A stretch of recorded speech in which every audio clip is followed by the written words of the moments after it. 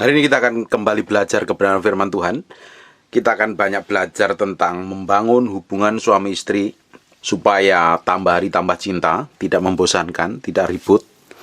Dan kita belajar menyelesaikan semua konflik dalam keluarga itu pakai hikmat, pengertian, dan pengetahuan. Supaya kepala kita nggak selalu panas, mulut kita nggak selalu mancung, monyong, tetapi kita lebih banyak senyum dengan pasangan kita. Sekalipun pasangan itu kadang menyebalkan, sering melukai, bahkan menyakitkan. Tapi kita harus bersikap seperti apa yang Tuhan mau. Karena kita percaya bahwa Tuhan sudah pertemukan kita dengan pasangan hidup kita itu dengan cara Tuhan yang ajaib. Sekalipun ada beberapa orang karena dijodohkan mungkin, atau kejadian-kejadian di luar kendali, hamil di luar nikah atau sebagainya. Tapi ketika kita memilih untuk hidup bersama dengan pasangan, artinya suka tidak suka, enak tidak enak, kita harus terima semua kelebihan dan kekurangan pasangan kita tanpa menuntut, tanpa komplain. Tapi pada kenyataannya setelah nikah kita banyak komplain. Itu yang seringkali membuat trouble, membuat masalah dalam keluarga. Kalau tidak bisa menyelesaikan, berujung pada perceraian. Tapi ketika bisa diselesaikan dengan baik, apalagi kalau satunya bertobat, apalagi dua-duanya bertobat, menjadi keluarga yang kokoh dan kuat di dalam Tuhan. Dan kita harus sadarin bahwa pasangan hidup kita itu tidak pernah sempurna. Ada selalu kekurangan dan kelemahannya. Kita harus sadar diri, kita nggak bisa tuntut pasangan kita seperti apa yang kita mau. Tapi kita sendiri harus menuntut diri kita masing-masing menjadi serupa segambar dengan Tuhan. Makanya sebelum menikah, bagi yang belum menikah ini, bagi anak-anak muda yang belum menikah, harus tanya Tuhan. Itu jodoh dari Tuhan, itu pasangan yang sediakan Tuhan, itu tulang rusuk dari Tuhan atau bukan.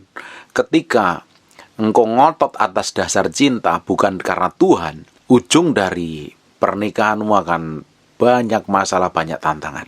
Tuhan itu baik adanya. Tuhan itu adalah Bapa yang hebat, Bapa yang luar biasa menurut saya. Kalau kita ini ngotot mau kita sendiri, padahal itu bukan kehendak Tuhan, Tuhan tetap izinin loh. Tapi kamu sendiri yang akan tanggung resikonya. Seringkali kita ngotot karena hawa nafsu, nggak ada pengendalian diri, karena cinta yang membutakan, di mabuk asmara, pilih pasangan hidupnya semau sendiri, seenak sendiri. Terus ketika mulai trouble, mulai masalah, datang kepada Tuhan dan minta diselesaikan. Padahal keputusan yang diambil tanpa tanya Tuhan. Kita jadi anak Tuhan, ini yang belum menikah harus pakai hikmat banget nih. Yang belum menikah, yang mendengarkan firman yang saya sampaikan ini, pakai hikmatmu. Jangan pakai emosimu, jangan pakai perasaanmu. Kita, semua keputusan yang kita ambil yang menyangkut masa depan, hubungannya dengan pernikahan itu jangan pakai emosi. Harus pakai kehendak Tuhan. Kalau salah pilih, keluargamu akan seperti neraka, pasanganmu akan horor. Tapi ketika engkau memilih pasangan yang seperti yang Tuhan mau, bukan berarti nggak ada masalah. Ada masalah, tapi ada jalan keluarnya, lebih adem. Menyelesaikan itu lebih pakai hikmat, lebih pakai pengertian. Tapi ketika kita ngotot bahwa kita mencintai seseorang dan kita harus menikah dengan dia, ternyata pernikahan setelah 6 bulan, kelihatan semuanya, nggak bisa terima pasangan, kelemahan kekurangannya, ujungnya beribut setiap hari. Ya, makanya kita harus tahu persis. Kita nggak boleh memilih pasangan yang tidak seimbang, pasangan yang tidak seiman, pasangan yang nggak tahu latar belakangnya seperti apa. Saya temuin dalam pernikahan Kristen itu seringkali orang memilih pasangannya atas dasar feeling dan perasaan. Dipikir kalau udah cinta melebihi segala sesuatu, tanpa tanya Tuhan. Dan ujung pernikahannya selalu bikin masalah, selalu trouble, saling menyakiti, saling melukai. Kita meski pakai hikmat nih, yang masih single, belum menikah sama sekali, atau janda atau duda, belum menikah, pilih pasanganmu tepat seperti apa yang Tuhan mau. Jangan emosimu, jangan hawa nafsumu. Apalagi karena didesak segala sesuatu, kepentingan, motivasi sesuatu, akhirnya menikah, itu akan problem. Di ujung pernikahanmu kamu akan ketemu masalah. Ketemu masalah yang ruwet, kacau, yang ribet dan berantakan. Bapak Ibu, Tuhan itu baik. Kalau kita ngotot, Tuhan selalu kasih. Tuhan minta, selalu kasih. Kita belajar dari Hizkia. Hizkia harusnya dipanggil Tuhan, menghadap Tuhan, mati. Tetapi dia ngotot pingin umur yang diperpanjang. Akhirnya Tuhan kasih perpanjangan 15 tahun. Tapi di perpanjangan 15 tahun itu, pada perpanjangan yang ke-13 tahun, lahirlah dia punya anak namanya Manasye. Gara-gara Manasye ini bangsa Israel nyembah berhala. Dan Tuhan kalau kita ngotot, dia akan kasih, tapi ujungnya akan ada konsekuensinya. Kita kan meski belajar di Roma 12, kita harus ngerti kehendak Tuhan. Apa yang baik saja, yang berkenan dan yang sempurna. Harusnya kita capai seperti yang Tuhan mau, yang adalah yang sempurna. Ya, keputusan itu bisa baik-baik saja, tapi selalu ada konsekuensi di belakangnya. Setiap konsekuensi itu kita sendiri yang tanggung. Bapak Ibu, kalau keputusan-keputusan yang kita ambil dalam setiap hal apapun juga loh, mau pernikahan, mau bisnis, mau usaha, mau apapun juga, keputusan yang kita ambil itu harusnya berjalan seperti apa yang Tuhan mau. Tapi seringkali kita nggak libatkan Tuhan kalau kita ngambil keputusan. Kita pikirkan sendiri, kita putuskan sendiri, dan ujungnya kita ketemu masalah. Dan waktu ketemu masalah itu akibat dari keputusan kita yang salah. Dan kita datang kepada Tuhan, Tuhan tetap bela kok. Tetapi kamu ada konsekuensi yang harus ditanggung. Nah, sebelum kita mengambil keputusan, jauh lebih baik kita libatkan Roh Kudus. Makanya Paulus ngomong, Roh Kudus dan Rohku bersaksi. Artinya apa? Ada komunikasi. Makanya perlu bangun hubungan keintiman dengan Tuhan, supaya setiap jalan, setiap keputusan yang kita ambil itu seperti yang Tuhan mau. Dan ujung dari apa yang kita kerjakan didapatin berkenan di hadapan Tuhan. Bapak Ibu, kita akan belajar bahwa suami dan istri yang diberkati dalam pernikahan yang kudus itu bukan menjadi dua, tapi menjadi satu. Di Matius 19 ayat yang kelima. Dan firman-Nya, sebab itu laki-laki akan meninggalkan ayah dan ibunya dan bersatu dengan istrinya, sehingga keduanya itu menjadi satu daging. Perhatikan di Markus 10 ayat yang ke-8. Sehingga keduanya itu menjadi satu daging, demikianlah mereka bukan lagi dua, melainkan satu.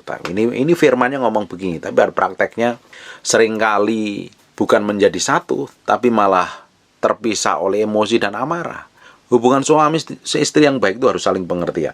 Jangan menikah karena kesamaan atau saling mencocokkan. Wah, aku cocok sama dia. Dengerin baik-baik. Suami dan istri tidak pernah cocok, tapi saling melengkapi yang ada. Kalau mencocok-cocokkan dalam bentuk tubuh fisik aja sudah berbeda, bagaimana bisa cocok?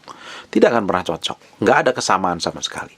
Justru pernikahan dibangun dari karakter yang berbeda, pasangan istri yang berbeda, pasangan suami yang berbeda. Tapi kalau saling pengertian, saling mengerti kekurangan satu dan kekurangan yang lainnya, itu saling menopang, saling menguatkan, bukan saling menuntut. Tapi kebanyakan orang saling menuntut loh, karena dirinya merasa lebih penting daripada yang lain. Istri lebih penting dari suaminya, suami lebih penting daripada istrinya. Akhirnya saling tuntut.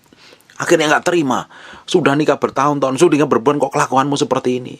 Kenapa kamu nggak mau berubah? Kenapa? Dituntut pasangannya berubah seperti yang dia mau. Semakin dituntut, semakin nggak berubah. Semakin nggak berubah, semakin sakit hati, benci, kesel. Akhirnya apa? Ribut, berujung pada perceraian. Itulah kebodohan manusia. Coba pakai akalnya, nuntut pasangan hidupnya seperti yang dia mau. Padahal Alkitab ngomong, suami istri, pasangan laki-laki dan perempuan kalau udah bersatu dalam pernikahan yang kudus yang diberkati, itu artinya menjadi satu daging. Bayangin, satu daging. Dia bukan dua menjadi satu. Bapak, fisiknya memang dua, iya, tapi satu. Ada ikatan yang mengikat menjadi satu. Nah, harusnya kalau udah menjadi satu itu saling mengerti. Tapi pada kenyataannya nggak saling mengerti. Berapa banyak kita para suami nih, saya ini mewakilin para suami, ngerti perasaan istri kita. Suami seringkali cuek kok dengan perasaan istrinya. Istri pingin ngomong, pingin cerita, pingin didengerin. Suami seringkali udah capek kerja, malas. Apalagi kalau ada problem di bisnis, di usaha, malas dengerin istri. Loh, suami nggak boleh egois loh. Suami harus belajar dengerin istri. Nah, karena kelebihan dari para istri adalah kebanyakan ngomong. Itu hebatnya para istri. Tapi suami harus belajar mendengarkan dengan baik, jadi pendengar yang baik. Semua keluhannya, ceritanya, jadi kita harus belajar laki-laki. Jangan egois, jangan mikirin hobi, mikirin fokus pada pekerjaan, fokus dengan cari duit terus, tetapi pasangan hidup kita diabaikan. Ujung dari pernikahan kita bisa kacau dan berantakan. Buat suami harus belajar romantis nih. Yang nggak pernah bilang sayang sama istrinya, harus belajar ngomong sayang. Jangan panggil namanya Mei-ling, siapa, Santi, Mary, dan lain sebagainya. Jangan panggil sebut namanya. Panggil dengan panggilan yang mesra, panggilan yang spesial. Kita sebagai laki-laki harus belajar menghormati. Kita harus menghormati istri kita dengan sebutan yang manis, sebutan yang mesra. Jangan panggil namanya, tidak sopan. atau panggil mami. Dia bukan mami lu. Dia bukan mak lu. Dia adalah pasangan hidupmu. Harus dihormatin, dipanggil yang mesra. Kelihatannya sih memang lebay mungkin. Atau lebih, udah tua pak, saya ini udah 50 tahun. Bagaimana aku mesti panggilan mesra sama suamiku, sama istriku. Harus belajar. Ketika kita ini belajar ngomong yang manis dengan pasangan kita, itu pasti ada respon yang bagus lah. Karena setiap wanita punya kebutuhan untuk dicintai, untuk dikasihi, untuk dimiliki sepenuhnya. Nah, seringkali suami lupa dengan hal ini. Saya ngomong dengan pihak suami loh. Kemarin udah ngomongin tentang istri aja banyak diprotes mama. Ini para suami ini harus belajar berubah. Kalau nggak romantis, belajar yang romantis. Belajar dengerin. Jangan jadi orang itu kaku. Istrimu tuh perlu punya perasaan yang perlu dihargai dan dihormatin. Supaya hubunganmu tuh baik, tambah hari tambah mesra. Jangan egois itu. Jangan egois untuk laki-laki. Harus belajar bagaimana masalah ranjang pun juga harus belajar memuaskan pasangannya. Jangan jadi orang yang kaku dan tidak peduli ke perasaan istrinya. Harus perlu peduli kebutuhan. Bukan hanya kebutuhan keuangannya. Dikasih uang belanja, suruh jajan, suruh ke salon, suruh beliin pakaian yang bagus dan tempat tinggal yang bagus. Di sisi lain juga kebutuhan yang di dalam itu, kebutuhan jiwanya harus dipenuhi untuk didengerin, diomongin, dihormatin, cintain, dihargain, diwongke katanya. Juga kebutuhan batinnya dipenuhi, kebutuhan masalah seksnya. Jangan suami menjadi suami yang egois, yang penting dirinya sendiri udah oke, yang istri nggak mau tahu. Jangan seperti itu. Kita menjadi anak-anak Tuhan yang ngerti kebenaran itu harus belajar saling memberi, saling menerima, saling melengkapi dengan pasangan hidup kita. Begitupun juga istri. Istri dikatakan di 1 Petrus pasal yang ketiga ayat yang pertama. Tapi Tuhan itu baik. Menurut saya itu Tuhan itu the best. Yang kita sembah itu luar biasa. Dia tahu persis setiap detail ciptaannya, kelemahannya di mana, kekurangannya di mana. Tuh makanya Tuhan kirim firman yang luar biasa. Demikian juga kamu, hei istri-istri, tunduklah kepada suamimu. Kenapa kok si istri suruh tunduk kepada suaminya? Karena apa? Karena istri itu pinginnya itu menguasain suaminya, pingin nonjol jadi pemimpin loh, kayak Hawa itu. Hawa itu pingin mengambil alih otoritas suaminya. Bahkan dimakan, dikasih buah pengetahuan baik dan buruk pun dimakan. Bahkan suaminya ada di sampingnya, diam saja. Kenapa? Seakan-akan suaminya nggak memiliki otoritas. Yang memiliki otoritas adalah si Hawa. Nah, jangan sampai ini para istri mengambil otoritas suamimu. Ya kamu mesti hormatin. Maka belajar tunduk. Orang tunduk itu kan tidak mudah. Kalau kamu tunduk sama suami yang baik itu gampang. Kamu hormat sama suami yang baik, yang sayang kamu, sering kasih uang belanja lebih, kasih uang jajan lebih, itu baik. Tapi bagaimana tunduk dengan suami yang ngomongnya ketus, ngomongnya jahat, sikapnya kasar, dan malas bekerja, dan seringkali bikin kesalahan, malah selingkuh dan lain sebagainya. Apa belajar tunduk? Menurut Alkitab ini, menurut ayat ini, demikian juga kamu, hai istri, tunduklah kepada suamimu. Mau buruk, mau jelek, harus belajar tunduk, belajar respect dan hormatin. Karena kebutuhannya suami itu dihormatin di rumah tangga. Dihormatin. Diwongke. Kebutuhan hormat tidak dihormatin. Banyak suami yang nggak dihormatin di keluarganya. Dia akan cari penghormatannya. Kalau di kantor dia akan ganas sekali. Dia akan menjadi pria yang benar-benar pria. Kenapa? Semua bawahannya respect dan tunduk kepada dia. Tapi ketika di rumah dia seperti ayam sayur, seperti kerupuk kecemplung teh manis, tiba-tiba letoy. Kenapa? Yang di rumah istrinya ingin berkuasa dan menguasain. Istri yang baik, emak-emak yang luar biasa diurapin Tuhan. Kamu harus tahu posisimu di dalam Kristus. Kau harus belajar menghormatin suamimu dan tunduk kepada suamimu. Tunduk dan hormat. Pak, suami saya belum bertobat. Pak, suami saya tukang selingkuh. Pak, suami saya kabur. Menurut ayat ini tetap tunduk dan hormat kepada suamimu.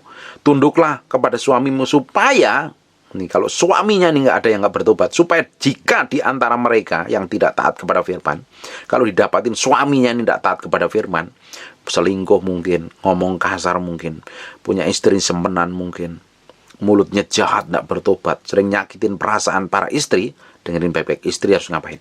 Mereka juga tanpa perkataan dimenangkan oleh kelakuan istrinya. Jadi istri itu suruh diem loh makanya.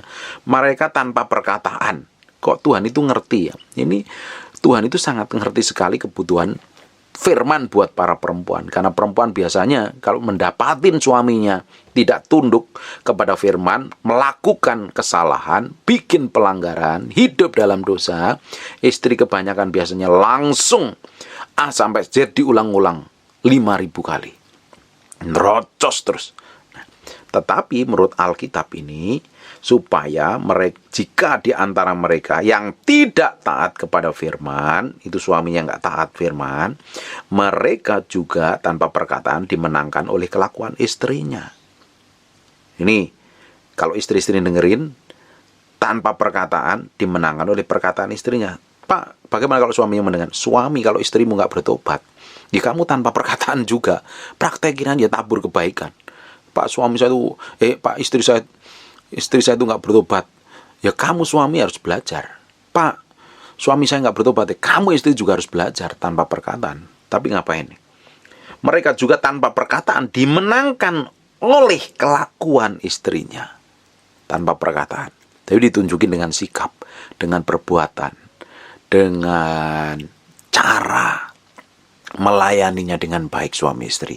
Gak usah tuntut, gak usah ngomel, gak usah protes. Semakin kamu protes tuh biasanya sakit hati. Apalagi kalau melihat pasangan kita itu gak bikin kesalahan berkali-kali, terus kita tegur dengan nada yang keras tuh, biasanya malah ribut loh. Terus apalagi kalau dibumbuin dengan kata begini, gak bertobat kamu, wow, dia malah menjadi-jadi. Makanya Alkitab pinter sekali nih. Alkitab tuh hebat, Tuhan itu hebat. Makanya tanpa perkataan, udah, dia mau bikin kesalahan terus-terusan, bawa ke dalam doa, serahin ke dalam hadirat Tuhan, serahkan pada Tuhan, Tuhan sendiri yang bekerja. Di sisi lain, bagian kita adalah melakukan firman. Lakukan firman bagian kita. Layani dengan baik, bersikap dengan baik, berkelakuan dengan baik.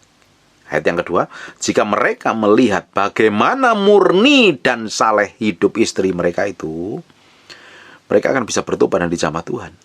Perhiasanmu janganlah secara lahiriah, yaitu dengan mengepang-epang rambut, disasak tinggi dan lain sebagainya. Pakai blush on, pakai skincare biar glowing. Pakai emas, jangan pakai emas tuh boleh loh, jangan sampai pakai emas itu seperti toko emas gitu loh. Tuangannya itu gemerincing emasnya banyak. Pakai kalung salib yang gede-gede buat apa gitu. Pakai cukup yang manis sebagai pemanis itu. Atau dengan mengenakan pakaian yang indah-indah, pakai baju bermerek-merek. Merek H, merek LV, merek G, Gucci. Gucci itu bukanlah ceret ya, lain ya.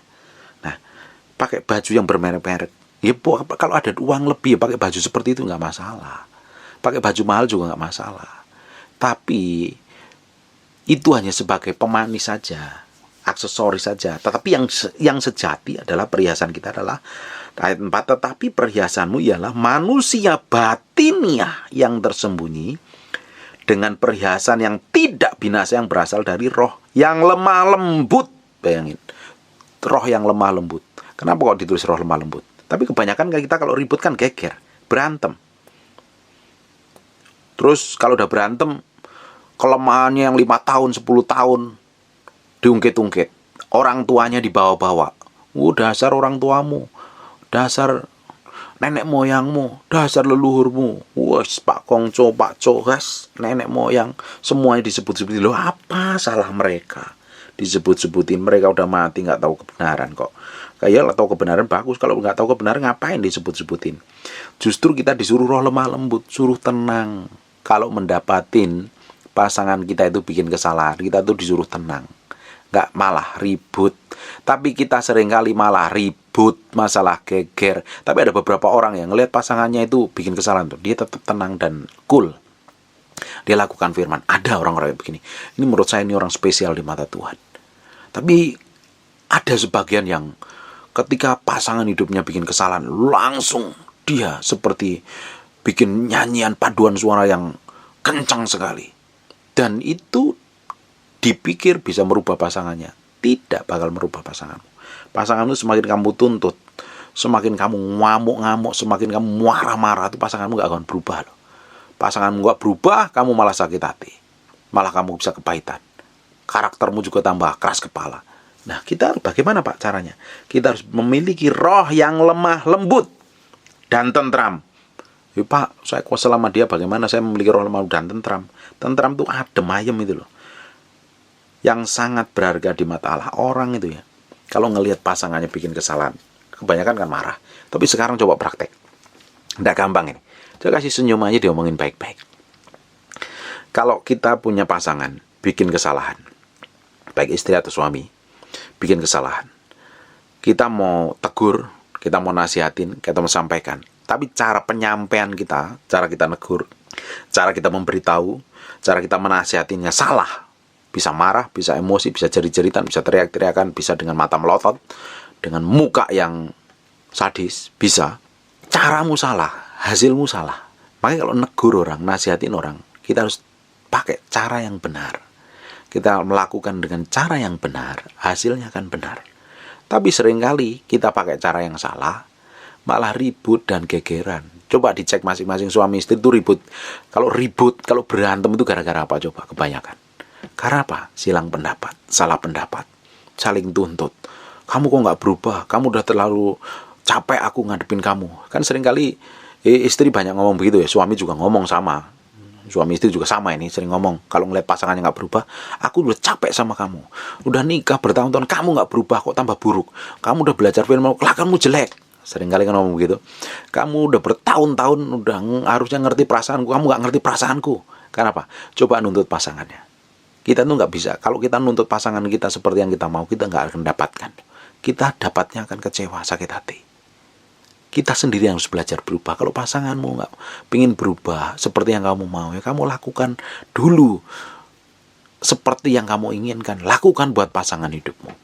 Ya, Tuhan akan bekerja dengan caranya yang ajaib. Amin. Sudah nggak boleh banyak ngomong, disuruh banyak diem. Justru kita memiliki roh yang lemah lembut. Justru orang-orang kalau didapatin ada konflik di dalam keluarganya, sikapnya tenang, nggak banyak ngomong, tunjukin sikap yang baik dengan cara yang baik, lemah lembut, hatinya damai. Orang-orang model kayak begini nih, ini orang-orang yang dikasihin Tuhan. Cepat sekali perubahannya. Bapak Ibu, perubahan-perubahan yang diizinkan Tuhan yang harusnya kita alami itu tidak terjadi karena apa? Respon kita salah.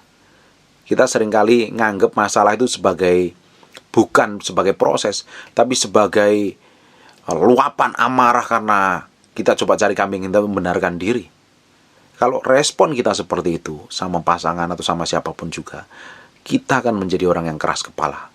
Tapi kalau kita menghadapi masalah, tekanan, impitan dalam keluarga, problem perselisihan, yang apapun yang begitu berat sekalipun, kalau itu kita anggap sebagai proses peremukan yang Tuhan izinkan, proses pemurnian yang Tuhan izinkan, respon kita benar seperti yang Tuhan mau, orang-orang model kayak begini itu mudah sekali dipulihkan Tuhan.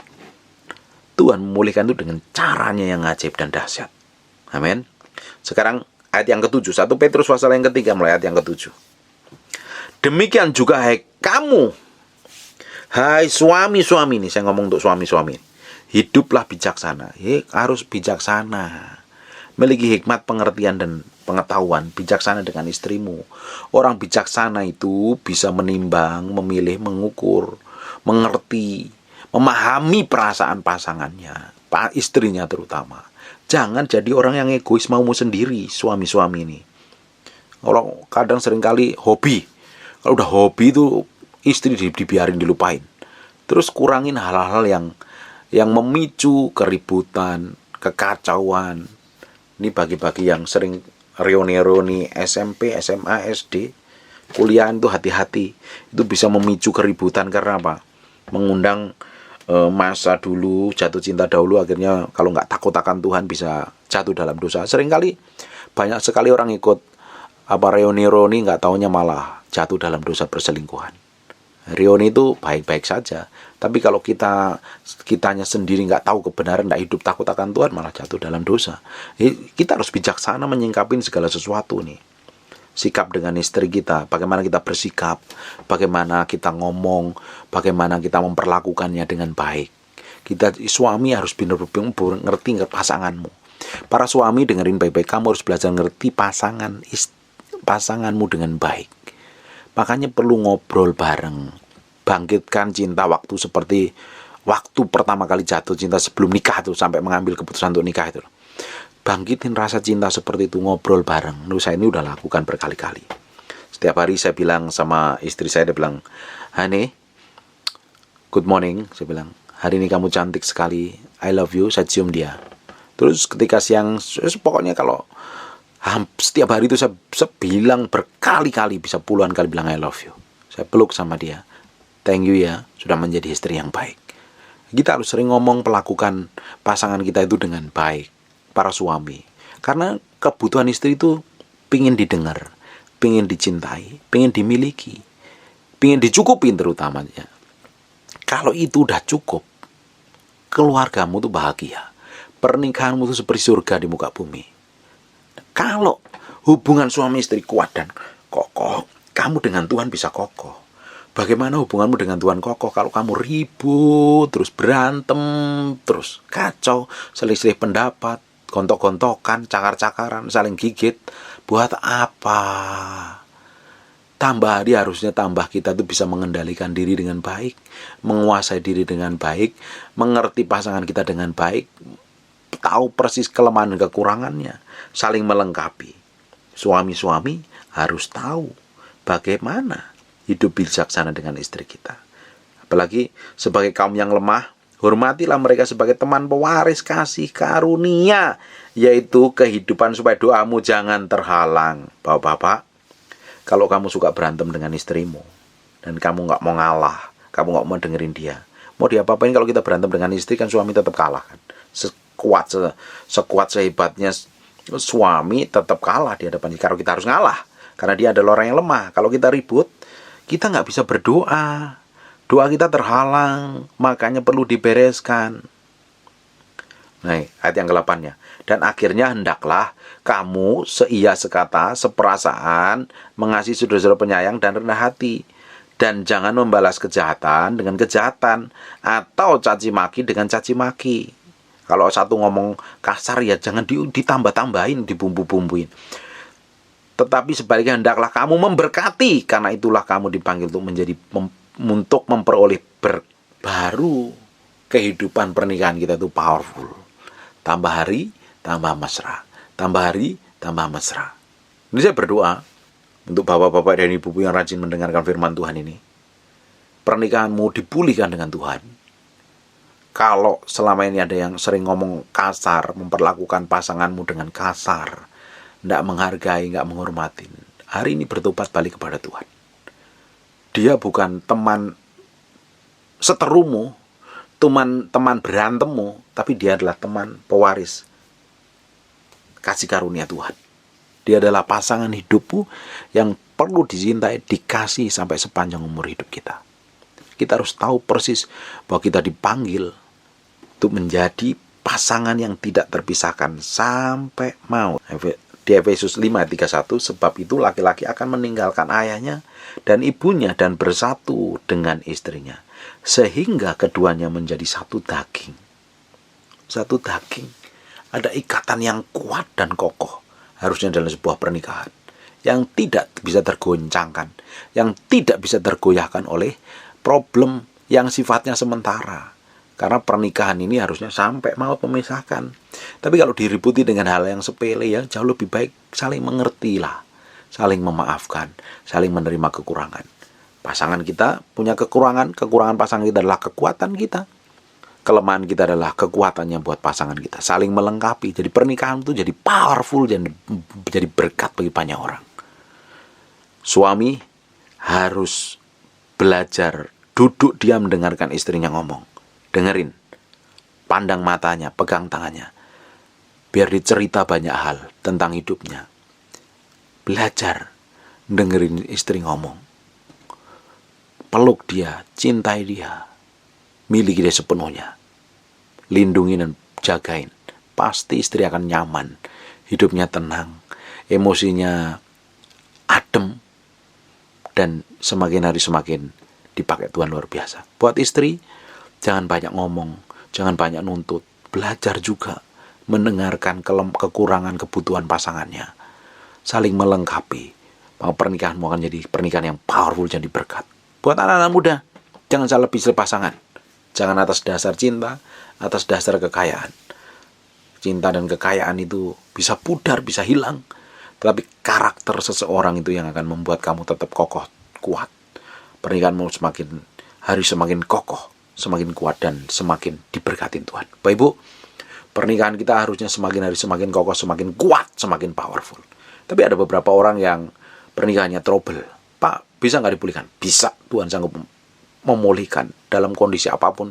Tuhan itu hobinya memberkati. Tuhan itu hobinya memulihkan. Itu Tuhan yang saya sembah. Itu Tuhan yang saya layani. Dan kita lakukan bagian kita seperti yang Tuhan mau. Tuhan akan lakukan bagiannya. Amin. Harus tambah hari tambah mesra. Saya berdoa untuk istri ini, apalagi kalau udah menjelang menopause itu kan emosinya udah agak kacau. Suami juga harus ngerti itu. Atau lagi dapat tamu bulanannya, emosinya labil, suami harus mengerti, mendampingi dengan baik supaya pernikahan kita tuh semakin hari semakin kuat. Bayangin Bapak Ibu, kalau pernikahan kita kuat, kita akan menjadi berkat bagi banyak pernikahan-pernikahan yang hancur. Jadi saya berdoa orang yang memiliki pernikahan-pernikahan yang babak belur dipulihkan Tuhan, dan ketika dipulihkan Tuhan, pernikahan menjadi berkat bagi banyak orang, dan nama Tuhan akan dipermuliakan atas hidupmu. Amin. Ada banyak hal sebenarnya saya mau sampaikan, ini bisa berseri bahas tentang suami istri ini. Saya mau pernikahan Bapak Ibu semakin kokoh, tidak ribut, tidak gegeran, tidak saling tuntut, tapi saling mencintai, saling mengasihi, saling mengisi kekurangan kelemahannya. Dan ujung dari pernikahanmu adalah melahirkan keturunan ilahi dan menjadi dampak buat banyak orang dan nama Tuhan dipermuliakan. Amin. Udah tambah hari, kita harus belajar mengejar perkenanan Tuhan. Mengejar perkenanan Tuhan. Mengejar perkenanan Tuhan. Semakin kita kejar, berjalan dalam kekuatan, kekudusan, kesucian Tuhan, Tuhan akan pulihkan. Powerful. Hidup akan powerful. Benar-benar powerful. Dampaknya itu besar sekali. Jadi saya percaya setiap orang yang mendengarkan semua firman yang saya sampaikan, hidupnya memiliki dampak buat orang lain. Orang yang bisa melihat kemuliaan Tuhan dan kuasa Tuhan. Keluarganya dipulihkan, berkati, anak-anaknya diberkati Tuhan. Amin. Tutup matamu, kita berdoa. Bapak, dalam nama Yesus hamba-Mu berdoa untuk setiap pasangan yang sedang konflik. Tuhan campur tangan, Tuhan ada di dalamnya. Tuhan bekerja untuk para suami. Berikan hikmat, pengertian, kebijaksanaan untuk mencintai, mengasihi pasangan dan hidupnya. Mencintai istrinya, setia, hidup kudus, hidup dalam kesucian, hidup dalam ketaatan. Jadi suami-suami yang tanggung jawab, memenuhi semua kebutuhan pasangan hidupnya, dan yang terbaik yang diberikan. Sertai lindungin, berikan kebijaksanaan, berikan roh takut akan Tuhan untuk para suami. Namun juga berdoa para istri Tuhan, diberkatin Tuhan, diberkatin Tuhan. Hari ini beberapa orang yang hatinya keras, Tuhan lembutkan, Tuhan pulihkan. Keluarga mereka dipulihkan, karakter mereka diubahkan Tuhan.